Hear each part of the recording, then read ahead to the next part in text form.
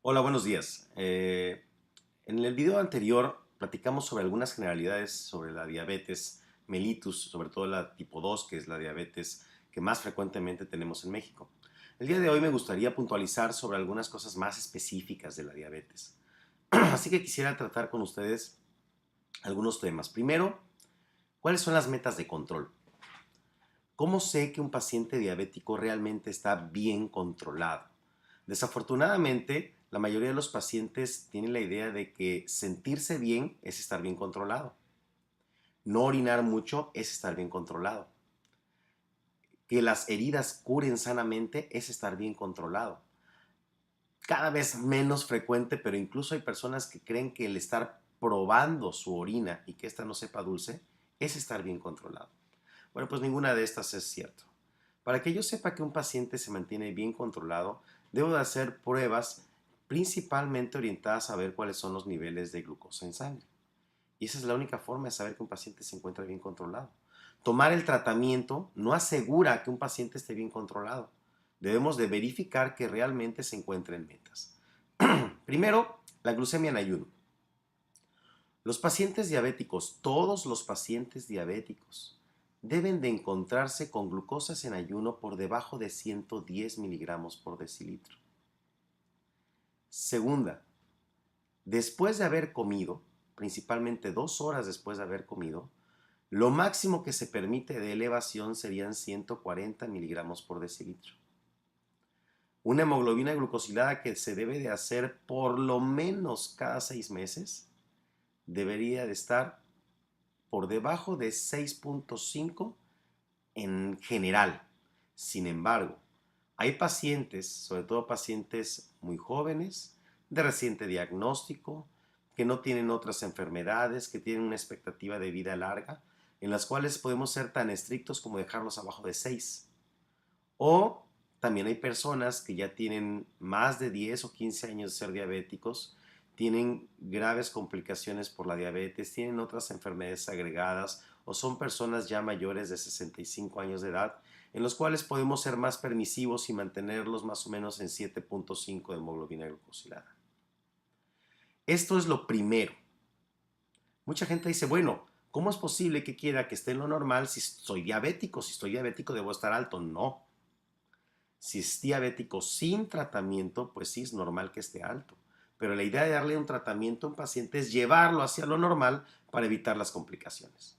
Pero además de estos tres rubros, el paciente diabético para estar bien controlado debe tener su colesterol normal, es decir, las partículas LDL de colesterol abajo de 100, triglicéridos controlados, es decir, abajo de 150, una HDL alta en hombres mayor a 65, en mujeres mayor a 55.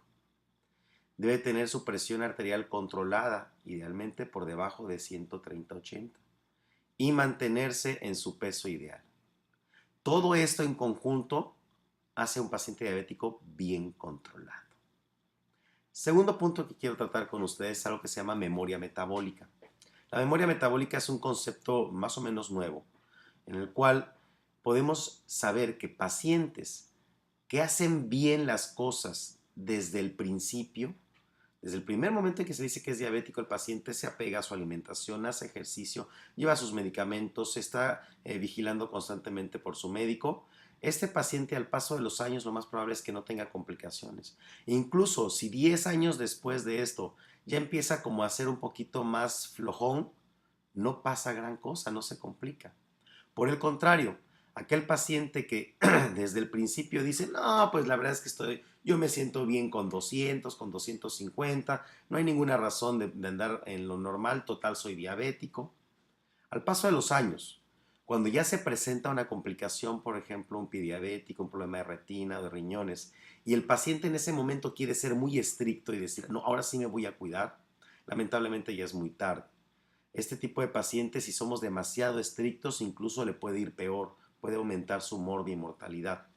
De manera que es muy importante que el paciente diabético se apegue a las reglas desde el principio y al final el beneficio será muchísimo mayor. El tercer concepto que quiero manejar con ustedes es el de agotamiento pancreático. Todos los pacientes diabéticos tipo 2 pierden la capacidad de producir insulina. Simplemente que esta la pierden con el paso del tiempo, no súbitamente como el tipo 1. Cuando a un paciente se le detecta la diabetes, ya perdió por lo menos la mitad de la capacidad de producir insulina. Y al paso del tiempo va perdiendo cada vez un poquito más.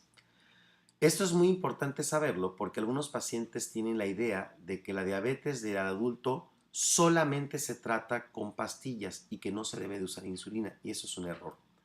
Todos los pacientes diabéticos, todos, en algún momento de su vida requerirán de usar insulina. Algunos antes, otros después, dependerán de muchos factores, pero todos en algún momento requerirán usar insulina, y es bien importante que sepamos que la insulina no es una amenaza, no es un veneno, no es un castigo, simplemente es una hormona que nuestro cuerpo produce y que al paciente diabético se le va agotando. Y así como al paciente que casi no produce hormonas tiroideas tenemos que darles hormonas tiroideas, pues al diabético que casi no produce insulina tenemos que darle insulina. Es simplemente eso, y es el medicamento más potente y más efectivo que tenemos para el control de la diabetes.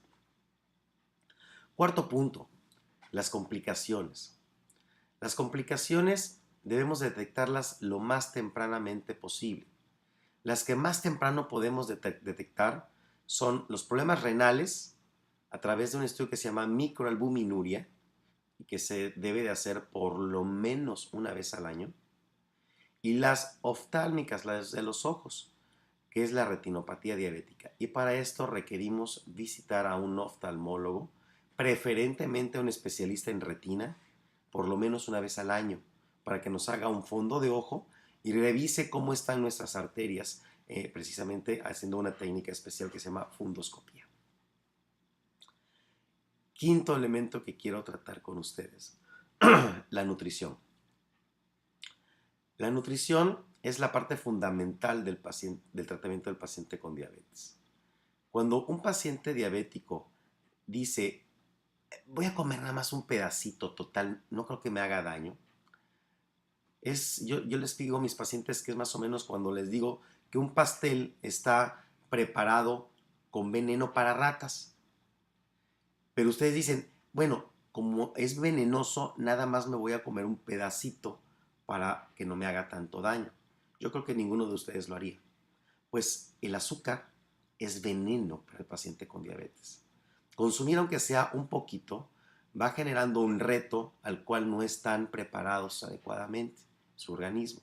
Y entonces esto les generará un daño.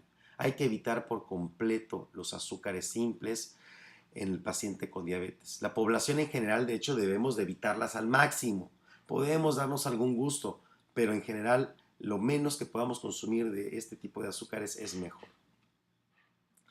Pero además, la alimentación del paciente con diabético idealmente debe de ser llevada por un nutriólogo, un especialista en la alimentación.